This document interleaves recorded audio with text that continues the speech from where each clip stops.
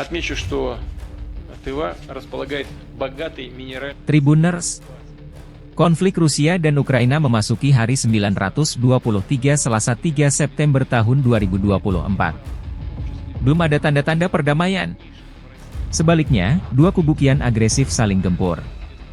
Jika Ukraina menyerbu Kursk wilayah Rusia, sebaliknya, pasukan Rusia mengintensifkan serangan di Donbas. Serangan pasukan Ukraina ke wilayah Rusia di Kursk dan merebut kota Kudza ternyata jadi perhatian khusus Presiden Rusia Vladimir Putin.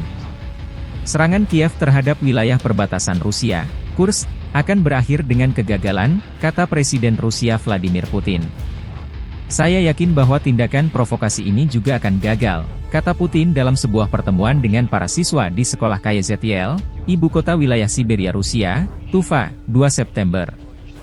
Kita tentu perlu menyingkirkan para penjahat yang telah menyusup ke wilayah Rusia di wilayah Kursk, dan mengatasi upaya-upaya untuk menciptakan ketidakstabilan di wilayah perbatasan kita secara umum, kata Putin. Presiden Putin memberikan penilaiannya mengenai alasan otoritas Kiev memutuskan untuk menyerang wilayah Kursk.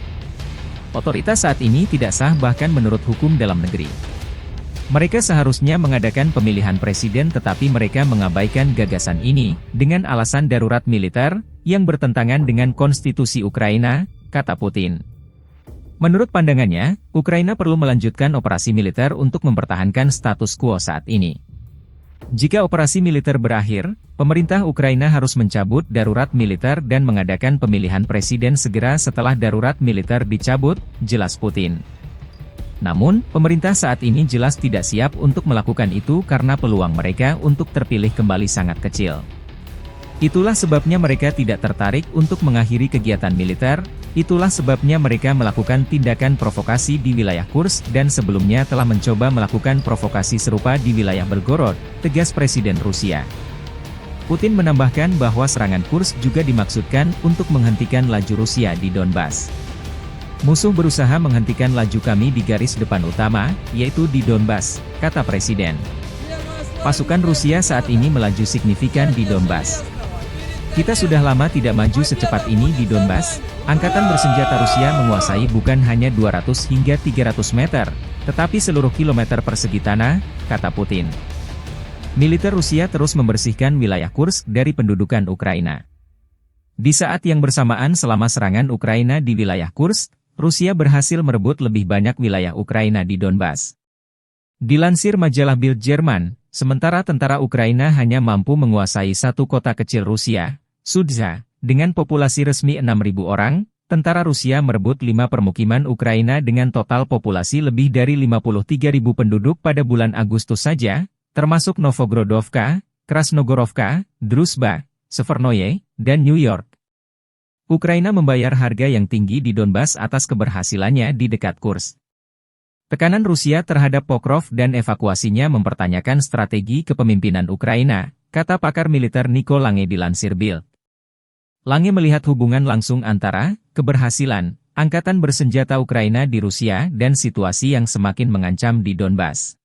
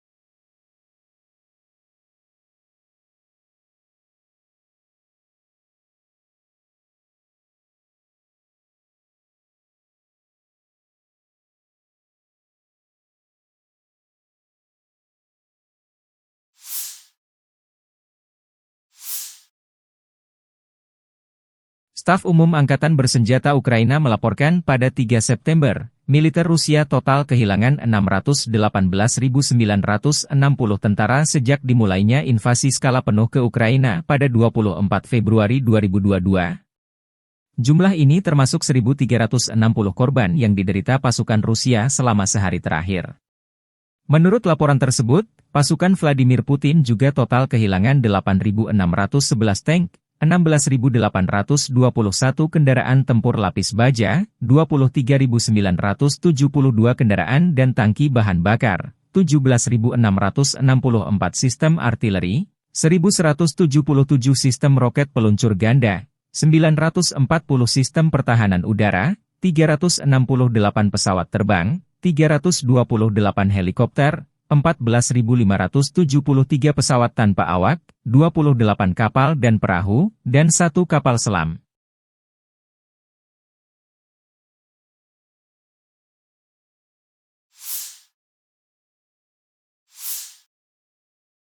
Perkembangan lain, Perdana Menteri Belanda yang baru Dick Schoof tiba di kota Zaporizhia di Ukraina Selatan 2 September untuk bertemu dengan Presiden Volodymyr Zelensky dan mengumumkan paket bantuan baru untuk Ukraina senilai lebih dari 200 juta euro, 221 juta dolar. Ini adalah kunjungan pertama Schoof ke Ukraina sejak ia menjabat awal Juli. Ia menggantikan Mark Rutte yang secara resmi ditunjuk menjadi Sekretaris Jenderal NATO berikutnya mulai Oktober ini. Tanpa berlebihan, kepemimpinan Belanda membantu Ukraina melindungi ribuan nyawa. Hubungan kami lebih kuat dari sebelumnya. Kami bahu-membahu dalam mengejar perdamaian yang adil dan abadi, kata Zelensky. Paket bantuan untuk Kiev akan dikhususkan untuk perlindungan dan perbaikan infrastruktur energi Ukraina dan mencakup dana tambahan untuk bantuan kemanusiaan.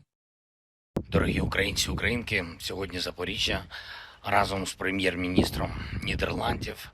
Важливий візит і дуже символічний саме у день початку навчального року. Щойно тут, на Хортиці, ми говорили з нашими ветеранами війни. І сьогодні ж представили у Запоріжжі нашу мрію, новий освітній застосунок, фактично аналог дії для нашої української освіти, для усіх наших діточок, для вчителів, для батьків. Це безперечно хороший результат. У час такої війни Україна і захищається, і розвивається, і створює нове, дає можливості нашим людям. Я дякую всій команді «Мрії», усім нашим українським вчителям, кожній, хто працює, щоб освіта в Україні була сильною, і ми додаємо гарантії цьому. Уряд України має чіткі доручення щодо будівництва укриттів, щодо забезпечення шкіл автобусами, і те, що ми обіцяли громадам, ми маємо виконати.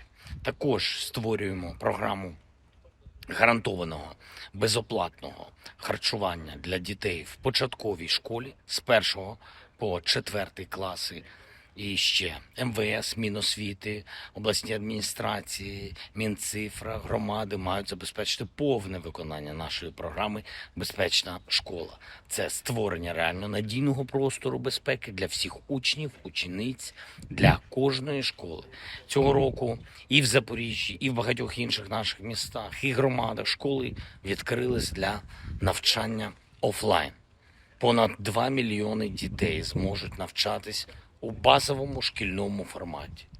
Ще близько 1 мільйона дітей у змішаному форматі – офлайн і онлайн. Усе це залежить від безпекових факторів, від наявності укриттів в наших школах, загальних наших можливостей захищати життя. Сьогодні на перемовинах з прем'єр-міністром Нідерландів ми говорили саме про це. Про посилення ППО, про нові системи ППО, про ракети до них, про F-16 для України, про всю необхідну зброю для нашої оборони проти російського окупанта, снаряди для воїнів, техніка, захист життя по всій країні, зокрема нашої енергетики. Сьогодні є новий пакет допомоги від Нідерландів. Дякую вам за це. Ми говорили і про те, щоб Нідерланди взяли патронат над Запоріжжям. Це інфраструктура, це захист нормального життя, це гуманітарні питання, це те, що точно допоможе Україні. І ми цінуємо всю підтримку від народу Нідерландів. особисто від прем'єр-міністра Схов та усіх політичних та громадських діячів з Нідерландів. І, звичайно, моя найбільша вдячність усім людям, усім нашим людям, кожному і кожній, хто береже нашу Україну, наше Запоріжжя, всі наші міста і громади, усі, хто б'ється заради України, працює тут, в нашій державі, допомагає нам. Дякую. Пишаюся нашими людьми. Пишаюся Україною. Слава Україні! Подразделениями группировки войск «Север» на Волчанском и Липцовском направлениях нанесено поражение формированием 71-й егерской, 3-й штурмовой бригад и 36-й бригады морской пехоты в районах Харькова и Волчанска. Вооруженные силы Украины потеряли до 85 военнослужащих, 3 автомобиля, 152 мм орудия Д-20 и 2 122 мм гаубицы Д-30.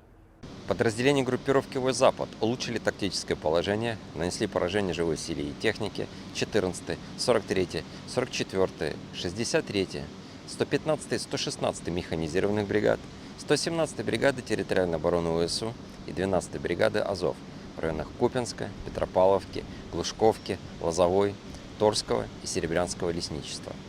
Потери противника составили до 430 военнослужащих, 2 боевые бронированные машины «Казак», 6 автомобилей, 155 мм гаубица М198, 122 мм самоходная артиллерийская установка «Гвоздика», 2 122 мм гаубицы Д-30, 2 105 мм гаубицы Л-119.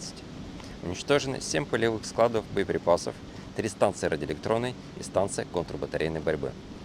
Подразделения южной группировки войск продолжили продвижение в глубину обороны противника. Нанесли поражение формированием 24-й, 28-й, 54-й, 117-й механизированных, 56-й мотопехотной, 46-й аэромобильной, 5-й, 80-й штурмовых бригад и 114-й, 116-й бригад территориальной обороны в районах Верхнекаменского, Григоровки, Часова Яра, Ступочек, Предтечина и Максимiliaновки. Отразили контратаку штурмовой группы 144-й пехотной бригады. ВСУ потеряли до 520 военнослужащих, 4 автомобиля, 2 155 мм гаубицы FH-70, 152 мм гаубицу МСТА-Б, 2 152 мм орудия Д-20 и 2 122 мм гаубицы Д-30. Уничтожены 5 полевых складов боеприпасов и станция радиоэлектронной борьбы «Анклав».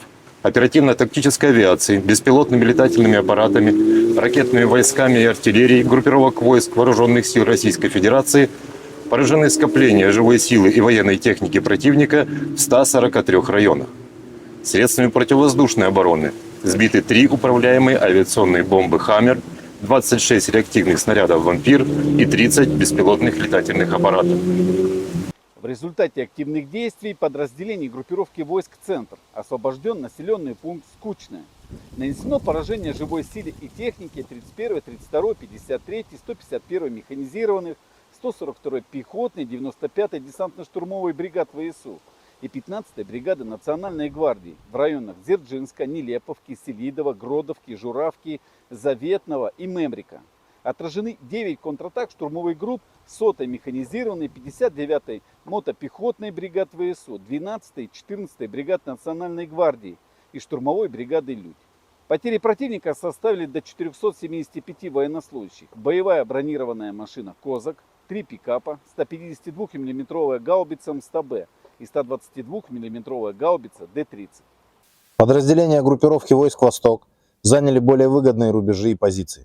Нанесли поражение формированием 58-й мотопехотной бригады, 129-й и 241-й бригад территориальной обороны ВСУ в районах Водянова, Угледара, Пречистовки и Великой Новоселки. Отразили 2 контратаки штурмовых групп 72-й механизированной бригады.